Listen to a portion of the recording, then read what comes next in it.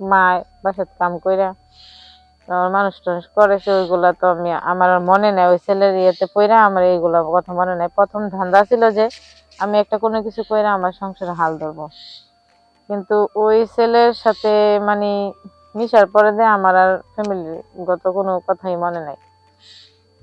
তো দেখি যে তার সাথে ইয়ে করতে ভালোই লাগে, এরকম করতে করতে দেখা গেল মানুষ হ্যার ফ্যামিলির একজন দেখে লেছে, ওই ছেলের মা দেখে লেছে দুষ্টামি করে। তো বলতেছে যে আমি এখন আর আমার ছেলে পড়াবো না, এখন কিছুদিন অফ থাকুক। আন্টি হঠাৎ করে কথা বলতেছেন কেন? বলতেছে না এমনিতে আমি এখন পড়াবো না, কিছুদিন অফ থাকুক, আর কিছুদিন পর আবার পড়াবো। হয়তো মনে হয় হ্যাঁ বুঝতে পারছে তার কারণে। শেষ পর্যন্ত কি ওই আপনার ছাত্রর সাথে আপনার কোনো ফিজিক্যাল রিলেশন হয়েছে? হ্যাঁ হ্যাঁ, আমার ছাত্রের সাথে আমার ফিজিক্যাল রিলেশন হয়েছে। ওইটা কিছু একটা হ্যাঁ মা বুঝতে পারছে দেখে আমার না করছে যে এখন পড়াবে না। তো হ্যাঁ মায় না পড়লে হ্যাঁ তো অস্থির পাগল আমার কাছে পড়বো। হ্যাঁ তো আর পড়ার নেশা, হ্যাঁ তো অন্য নেশা বুঝেন না। কি তো আমার বলতেছে আপনি যদি আমার বাসা না আসেন তাহলে অন্য জায়গায় আসেন, আমি আপনি বলেন কোথায় আসবেন আমি আসবো।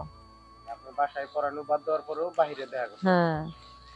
তা আমি বলছি যে সমস্যা নেই, তুমি আসা কোথায় আসবা।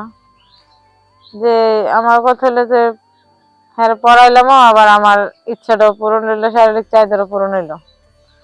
তো ছোট বড় দিয়ে তো সবকিছু হয় না, সময় ছোট মানুষের দিয়ে বড় ধরনের কিছু হয়, আবার বড় মানুষের তো হয় না। আসসালামু আলাইকুম,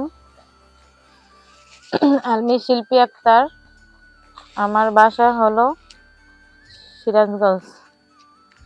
তো আপনাদের মাঝে কিছু গল্প নিয়ে উপস্থিত, তো দয়া করে মনোযোগ সহকারে শুনবেন আমার জীবনের গল্প।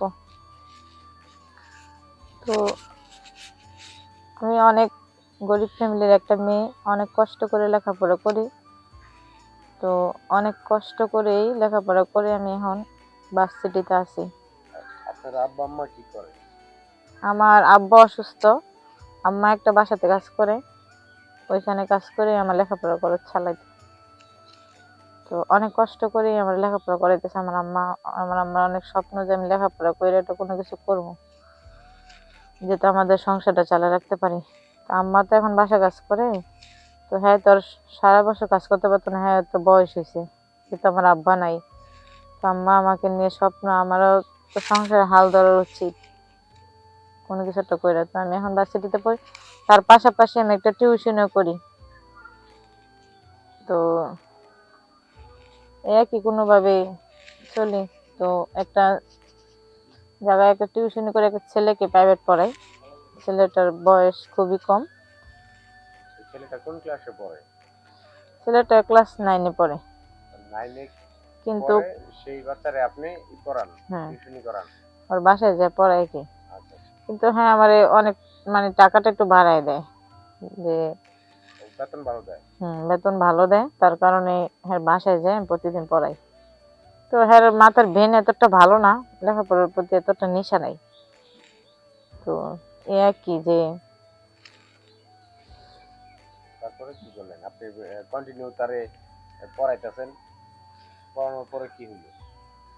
এই যে প্রতিদিন যাই পড়াশোনা করাই, এখন দেখি তার তো পড়াশোনার মধ্যে মানে ছেলেটা ছোট হইলে কি খুবই ইয়ে আর কি চঞ্চল টাইপের।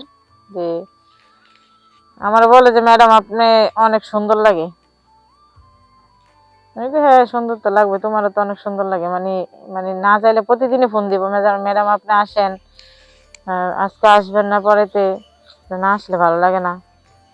এই আমি কই না, ছেলে তো আসলে লেখাপড়ার অনেক নেশা।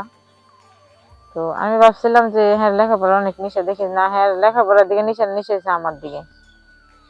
তো আবার মাঝে মধ্যে ভাবি এত কম বয়সের একটা ছেলে, সে কই আর আমি কই, তার আবার এরকম কেউ হয় যে আমার প্রতি নেশা হইব। তো এভাবে পড়াইতে পড়াইতে অনেকদিন হয়ে গেল। একদিন হঠাৎ করে দেখি সে ছোট হইলে কি ওই জায়গায় ধান নামাইছে ঝাল বেশি, দেখি মানে কথা বলে শরীরে হাত দিয়ে কথা বলে।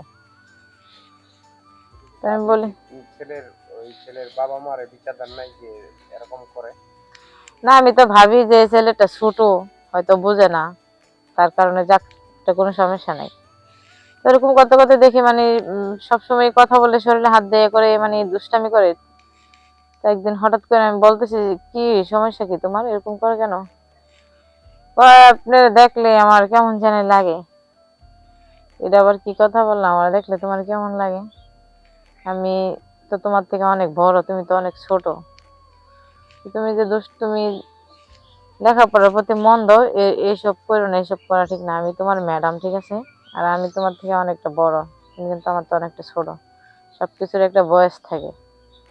তো বলতেছে, না ম্যাডাম, আপনার সাথে আমার মানে একটা সম্পর্ক জড়ালে সমস্যা কি? মানুষের কি সম্পর্ক কি ছোট বড় আছে নাকি? বয়সে কি সবকিছু হয়? তো আমি বললাম যে, কি বলো এসব? তাহলে এসব দ্বিতীয়বার বললে কিন্তু তোমার ফ্যামিলি থেকে আমি বিচ্ছেদ দেবো। বলতে আচ্ছা ঠিক আছে ম্যাডাম, বলবো না। তো একদিন দুই দিন দেখলাম যে ওই ছেলেটা ছোট হইতে পারে কিন্তু দেখাশোনায় কিন্তু অনেক মানে দেখা যায় বড় ছেলেদের মতন, বা অনেক ভাল লাগে তার। মানে তার দিকে তাকালে আমার একটা একটা মানে কিরকম কিরকম জানি লাগে। তো এরকম করে মানে হ্যাঁ প্রথম আমার সাথে মিশতে চাইছে, আমি মিশি নাই। দ্বিতীয়বার দেখি আমারও হ্যাঁ দেখলে আবার কিরকম জানি হয়ে যায়। তার সাথে মানে মিশতে একটু মন চায়। মিশতে মন চায়, কথা বলতে মন চায় একটু, মানে অনেক কিছুই কি। তো আমি আমি এখন আমি ইচ্ছে করে তার দিকে আগে যাই, কথা বলার জন্য, ইয়ে করার জন্য, দুষ্টামি করি। এরকম করতে করতে আমার একদিন ওই ছেলের ভালো লাগলো। তো ভাবতেছি থাক, ছোট মানুষ তো বলে যে ধান্না মাসে ঝাল বেশি, ছোট হইতে পারে সে, সবকিছু ছোট বড় দিয়ে যে সবকিছু হয় এরকমটা না। ছোট মানুষে কিন্তু অনেক সময় বড় ধরনের কাজ করে ভালো মানে করতে পারে। এরকম ভাববা ওই ছেলের সাথে আমার একটা সম্পর্ক হইলো। তো হইলো পরে দিয়া তার সাথে দেখা যাচ্ছে এরকম করতে করতে অনেক কিছু হয়ে গেল। আর ওই দিক দিয়ে তো মনে করেন আমার মা বাসায় কাম কইরা আমার মানুষ টানুষ করেছে, ওইগুলা তো আমি আমার আর মনে নাই। ওই ছেলের ইয়েতে পইরা আমার এইগুলা কথা মনে নাই। প্রথম ধান্দা ছিল যে আমি একটা কোনো কিছু কইরা আমার সংসারে হাল ধরবো, কিন্তু ওই ছেলের সাথে মানে মিশার পরে দিয়ে আমার আর ফ্যামিলিগত কোনো কথাই মনে নাই। তো দেখি যে তার সাথে ইয়ে করতে ভালোই লাগে। এরকম করতে করতে দেখা গেল মানুষ হ্যার ফ্যামিলির একজন দেখে লেছে, ওই ছেলের মা দেখে লেছে দুষ্টামি করে। তো বলতেছে যে আমি এখন আর আমার ছেলে পড়াবো না, এখন কিছুদিন অফ থাকুক। আন্টি হঠাৎ করে কথা বলতেছেন কেন? বলতেছে না এমনিতে আমি এখন পড়াবো না, কিছুদিন অফ থাকুক, আর কিছুদিন পর আবার পড়াবো। হয়তো মনে হয় হ্যাঁ বুঝতে পারছে তার কারণে। শেষ পর্যন্ত কি ওই ওই আপনার ছাত্রর সাথে আপনার কোনো ফিজিক্যাল রিলেশন হচ্ছে? হ্যাঁ হ্যাঁ, আমার ছাত্রের সাথে আমার ফিজিক্যাল রিলেশন হয়েছে। ওইটা কিছু একটা হ্যাঁ মা বুঝতে পারছে দেখে আমার না করছে যে এখন পড়াবে না। তো হ্যাঁ মায় না পড়লে হ্যাঁ তো অস্থির পাগল আমার কাছে পড়বো। হ্যাঁ তো আর পড়ার নেশা, হ্যাঁ তো অন্য নেশা, বুঝছেন না? কি তো আমার বলতেছে, আপনি যদি আমার বাসা না আসেন তাহলে অন্য জায়গায় আসেন, আমি আপনি বলেন কোথায় আসবেন আমি আসবো। আপনার বাসায় পড়ানো বাদ দেওয়ার পরেও বাহিরে দেখা করতে হবে। হুম। তা আমি বলছি যে সমস্যা নেই, তুমি আসা কোথায় আসবা? যে আমার কথা হলো যে হ্যাঁ পড়াইলামও, আবার আমার ইচ্ছাটাও পূরণ হইলো, শারীরিক চাহিদারও পূরণ হইলো। তো ছোট বড় দিয়ে তো সবকিছু হয় না। সময় ছোট মানুষের দিয়ে বড় ধরনের কিছু হয়, আবার বড় মানুষের তো হয় না। এই আর কি। তো আসলে বলতে কি যে মানুষের শরীরের চাহিদা এমন তোর কারোর প্রতি ইয়ে করলে ছোট বড় এসবে ধরে রাখে না। তখন ইচ্ছে করে যে ধরো আমি কোনো কিছু একটা করি, যে ভাল লাগবো ভাল লাগবো, এরকম তো মনে হয়। তো আসলে ওই ছেলেটার সাথে কোনো কিছু কইরা আমার মানে অনেক ভালোই লাগছে। যে সে যে আমার ছোট আমি বুঝতেই পারছি না, এরকম মনে হয়েছে না। তো আসলে কথা হইলো কি যে অনেক মানুষে দেখি যে ছাত্র পড়াইতে এলে ছেলেরা মিশে মানে উদ্দেশ্য নিয়ে, অনেক খারাপ উদ্দেশ্য নিয়ে মিশে অনেক কিছু করে। আসলে কিন্তু এটা ঠিক না। যে পড়া এসে একটা জিনিস, এটা এরকম পড়াশোনার নাম করে নষ্টমী করা আসলে ঠিক না।